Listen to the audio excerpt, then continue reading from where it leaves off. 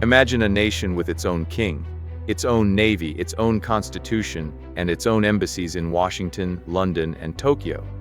A sovereign kingdom recognized by governments around the world. Now imagine that on a single afternoon, a small group of businessmen with rifles took all of it away, and the family who had ruled that nation for generations was left with nothing but a name. This happened on what is now American soil, in 1893. And what happened to that royal family? The prison cell inside their own palace, the teenage princess who crossed an ocean to beg an American president for her country back, and a fortune that would outlive the kingdom by more than a century, is one of the strangest and saddest true stories in American history. To understand it, you have to start with a 17-year-old girl standing in a house in England, reading a newspaper about a coup that had just stolen her future. Her name was Princess Victoria Kaʻiulani. She had been born in Honolulu in 1875, the only child of Princess Miriam Liliuokalani and a Scottish businessman named Archibald Cleghorn, and from the moment of her birth she had been raised to become Queen of Hawaii one day.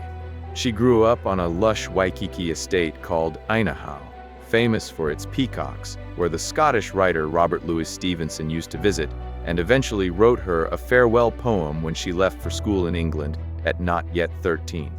Before her mother died, when Kaiulani was just 11, Hawaiian tradition holds that Liliuokalani made a prediction on her deathbed, that her daughter would never marry and would never become queen.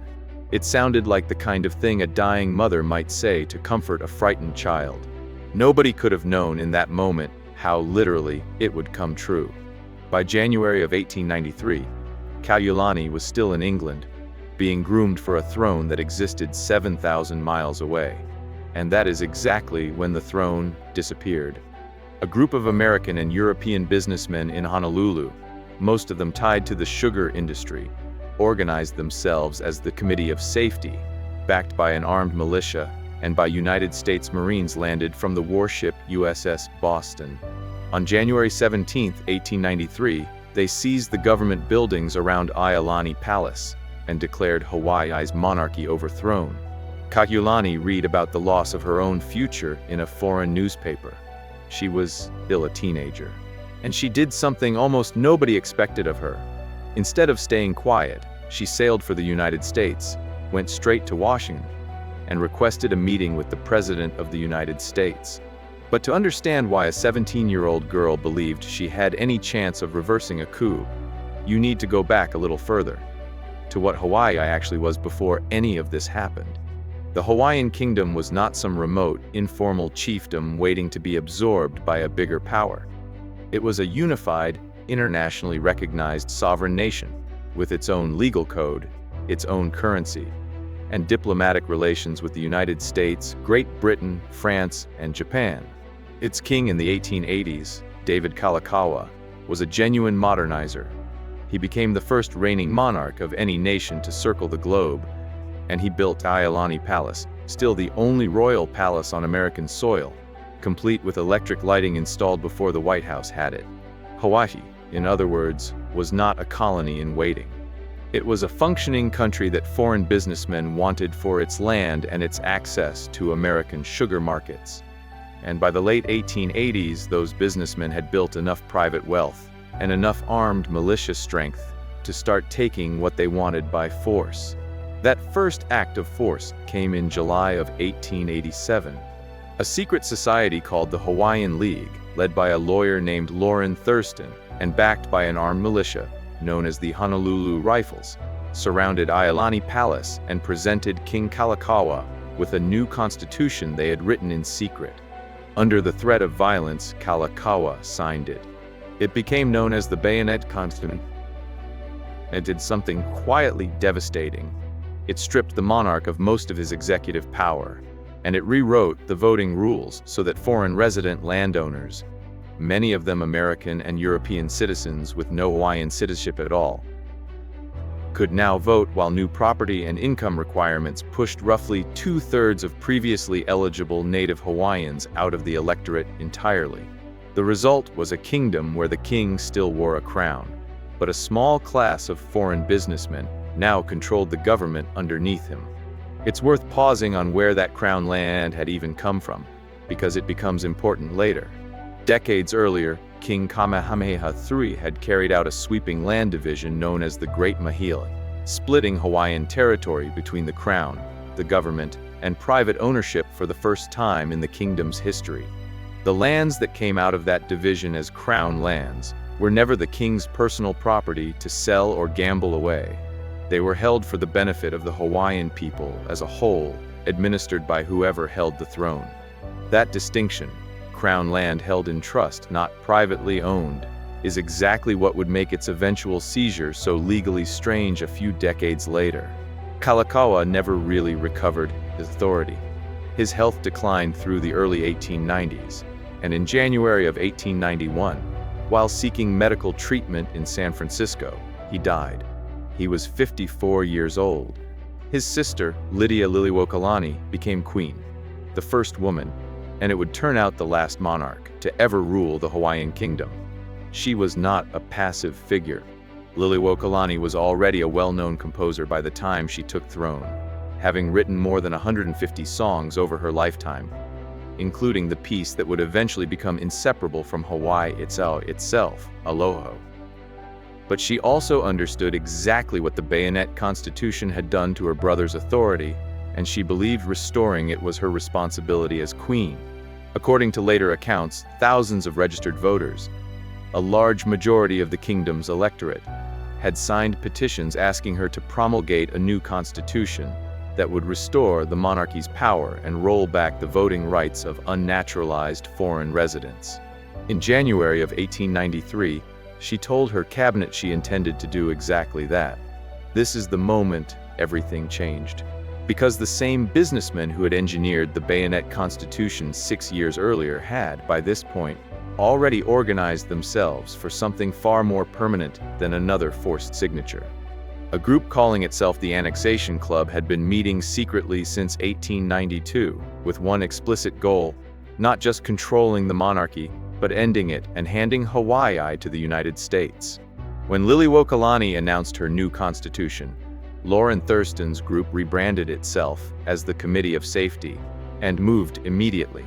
On January 17, 1893, the Committee of Safety declared a provisional government, with a lawyer named Sanford Dole installed as its president. What made this coup different from the one in 1887 was the presence of the United States military. The day before, at the request of the American minister to Hawaii, John L. Stevens, more than 150 armed U.S. Marines and sailors had come ashore from the USS Boston, officially to protect American lives and property. In practice, their presence made armed resistance suicidal. Liliuokalani, not to fight, but she also chose not to accept defeat quietly. In a formal written protest, she stated that she was yielding to the superior force of the United States, and that she trusted the American government would, once the facts were known, undo the wrong and restore her to power. For a moment, it actually looked like she might be right.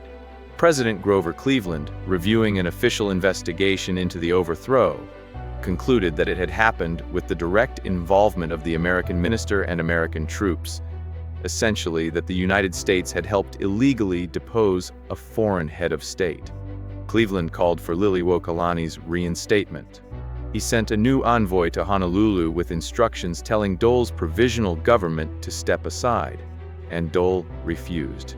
He told the American government, in effect, that the President of the United States had no authority to interfere in Hawaii's internal affairs, a stunning act of defiance from a government that had only existed because of American guns. Cleveland, unwilling to use military force of his own to restore the Queen, sent the matter to Congress, where it simply stalled. The men who had staged the coup had called Washington's bluff, and Washington backed down.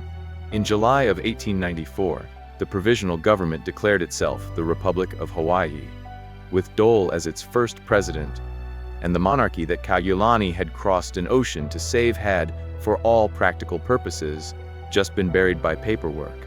Kaiulani did not stop. At 17 years old, she met personally with President Cleveland, arguing that the overthrow had been illegal, and that America had a moral duty to correct it. American newspapers wrote admiringly about the poised young Hawaiian princess, pleading her nation's case in the halls of Washington power. It made her briefly famous. It did not, in the end, make her queen. And the royalists in Hawaii hadn't given up either. In January of 1895, a group led by a former legislator named Robert Wilcox launched an armed uprising to try to restore the monarchy by force. It lasted 3 days before government forces crushed it. Several of its leaders were arrested, and some were sentenced to death for treason. And the new republic turned its attention, for the first time, directly toward the deposed queen herself. What happened to Liliuokalani next was different in kind from anything that had come before. This wasn't a forced signature at gunpoint in a palace corridor. This was a former head of state being formally charged, in writing, with a crime against the government that had overthrown her. On January 16, 1895, Liliuokalani was arrested at her private home, Washington Place. She was taken to ʻIolani Palace, the very throne room where she had once received foreign dignitaries, and confined to a single upstairs bedroom. The next day, government searchers reported finding a cache of weapons buried in her garden. Whether she had any knowledge of them has never been definitively established. Her supporters have long argued the evidence was planted to justify what came next. What came next was almost unbearable. The government told the former queen that the men convicted in the Wilcox uprising, men facing execution, would be spared only if she signed a formal document of abdication. She was being asked to trade her throne for other people's lives. She chose the lives. In her own later writing, she put it plainly, "For myself, I would have chosen death rather than to have signed it," she wrote. But she had been told that her signature would free everyone who had been arrested out of loyalty to her. On January 24, 1895, she signed. She was then tried by a military commission in her own former throne room, the same room where, as queen, she had once received foreign ambassadors and dignitaries from around the world. Prosecutors reportedly pressed hard to break her composure during the proceedings. They did not succeed. She was convicted of having knowledge of the plot against the Republic and failing to report it, and was sentenced to 5 years of hard labor and a $5,000 fine. The hard labor sentence was never actually carried out. Instead, she remained a prisoner in that single upstairs palace bedroom for roughly 8 months, with almost no visitors permitted beyond a single lady-in-waiting, cut off in her own former home from nearly everyone else in the world. She did not break. During her imprisonment, Liliuokalani composed music, sewed a Hawaiian quilt that survives to this day, and wrote a piece that has become known as the Queen's Prayer, a composition asking not for revenge, but for forgiveness toward the people who had wronged her. It is hard to overstate how strange an act of grace that was, from a woman locked in her own former palace by men who had stolen her country. She was released in September of 1895 and formally pardoned the following year. But pardon was not restoration.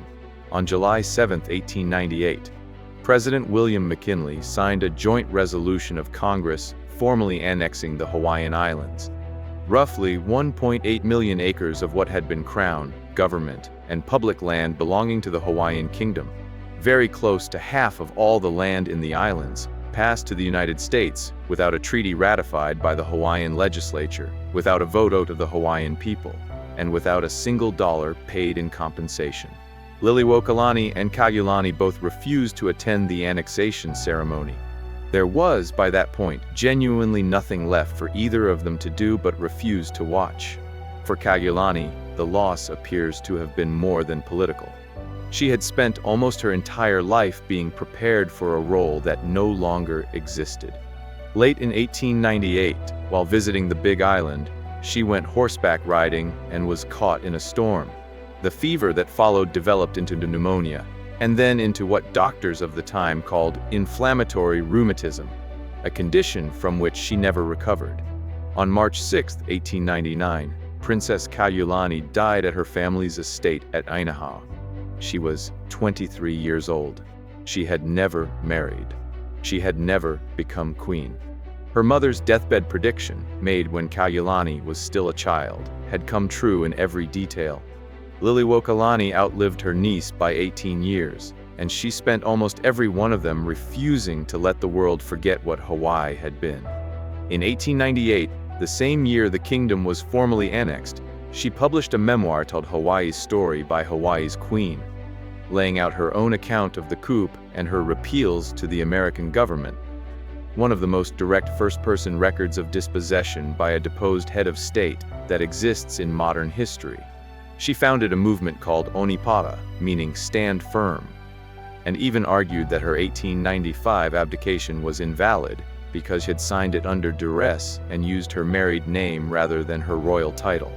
In 1910, in her 70s, she went so far as to sue the United States government directly for the return of the Crown lands. But money in the end was not entirely beyond her reach, and what she chose to do with what remained of her personal wealth may be the most quietly radical decision in this entire story. In 1909, Liliuokalani executed a deed of trust, leaving her private estate, including her home at Washington Place, to create a fund for the care of orphaned and destitute Hawaiian children. That trust still exists.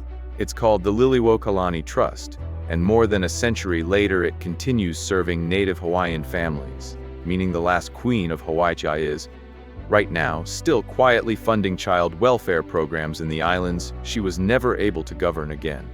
She died of a stroke at Washington Place on November 11, 1917, at the age of 79. What happened after her death tells you almost everything about what she still meant to the Hawaiian people. Her body lay in state, wrapped only in a silk shroud rather than placed in a casket, while traditional Hawaiian mourning chants filled the palace corridors for the first time in decades. Her state funeral was held in the very throne room where she had once been tried for treason. An estimated 1,500 people followed her casket through the streets of Honolulu to the royal mausoleum, pulling it by long ropes, while a children's choir led the crowd in singing Aloha O. Witnesses at the time described elderly Hawaiians, people old enough to remember the kingdom before the flag came down, weeping without restraint as the songs through the crowd. With her death, and Kaiulani's before her, the direct royal bloodline of the Kalakaua dynasty was finished. But the story of Hawaii's royal family did not end there, because there was another branch of that family, one connected not to the crown, but to the wealth that would come to surround it. Prince David Kauananakoa, a nephew of Kalakaua, who had once been considered a possible heir to the throne, married Abigail Campbell, daughter of an Irish-born sugar baron named James Campbell, one of the largest private landowners in the islands. Through that marriage, the Kauananakoa line, still treated by many Hawaiians as royalty in every sense but law, became fused with one of the largest private fortunes in Hawaiian history. And more than a century later, the last living link in that chain would make headlines of her own. Abigail Kinoiki Kikolai Kauananakoa, the great-granddaughter of Prince David, was born in 1926 and was universally referred to in Hawaii as Princess, even though she held no formal title under any recognized government. She spent decades as a rancher and equestrian, and she used her inherited fortune to fund the restoration of ʻIolani Palace, support Hawaiian language and cultural programs, and serve as a living bridge between the vanished kingdom and modern Hawaii.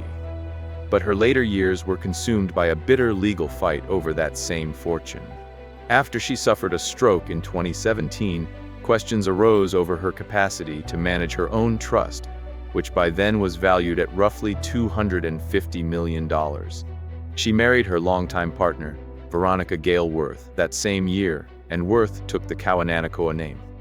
A Hawaii court ultimately ruled in 2020 that Abigail was legally impaired and unable to manage her own financial affairs, and control of the trust shifted to a court-appointed trustee, with her own wife on one side of the resulting legal battle, and the foundation meant to carry on Abigail's charitable work on the other. It was, in its own way, a strange echo of the century-old question of who actually gets to control Hawaiian royal wealth once its original holder no longer can.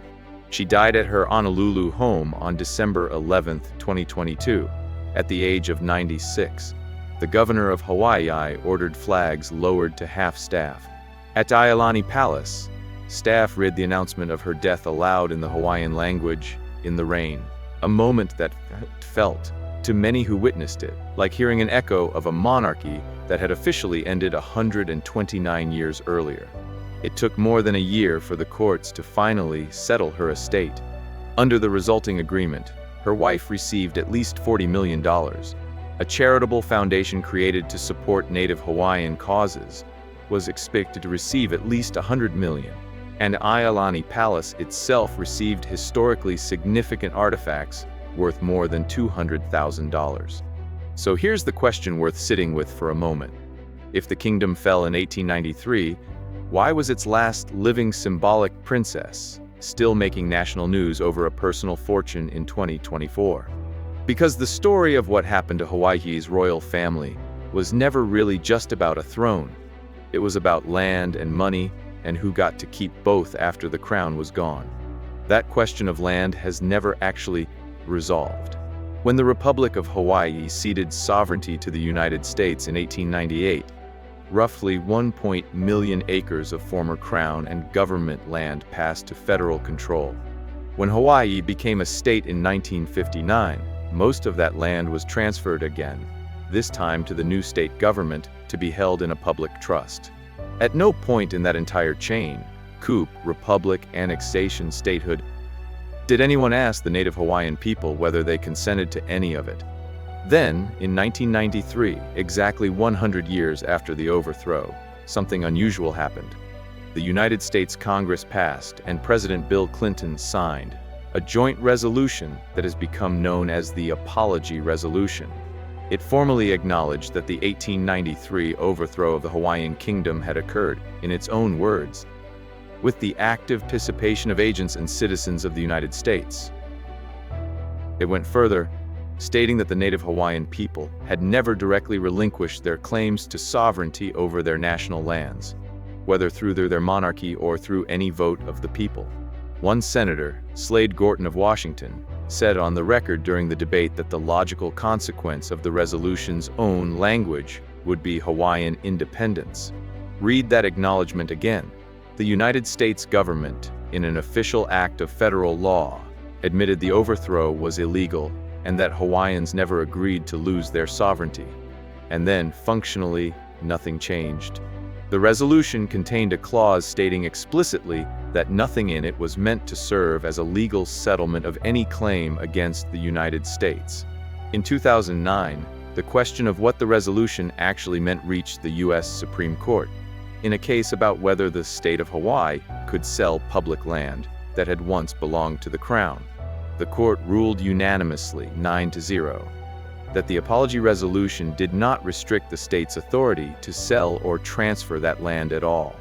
An apology, the nation's highest court effectively said, is not the same thing as a legal obligation.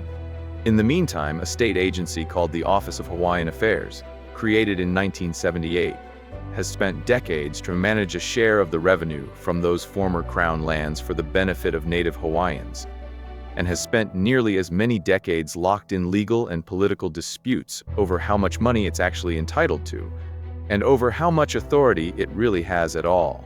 It is, in a sense, the institutional descendant of everything Liliuokalani was fighting for in 1893, an attempt to make sure Native Hawaiians get some benefit from land that was once unquestionably theirs.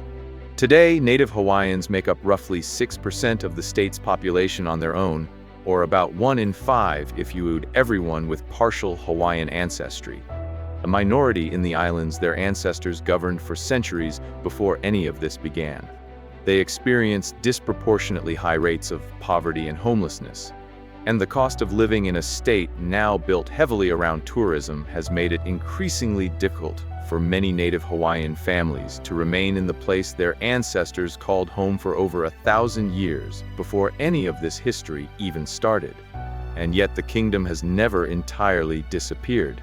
Every June, Hawaiians still celebrate King Kamehameha Day. ʻIolani Palace still stands as the only former royal palace on American soil, now a museum funded in part by money connected to the same royal family that once ruled inside it.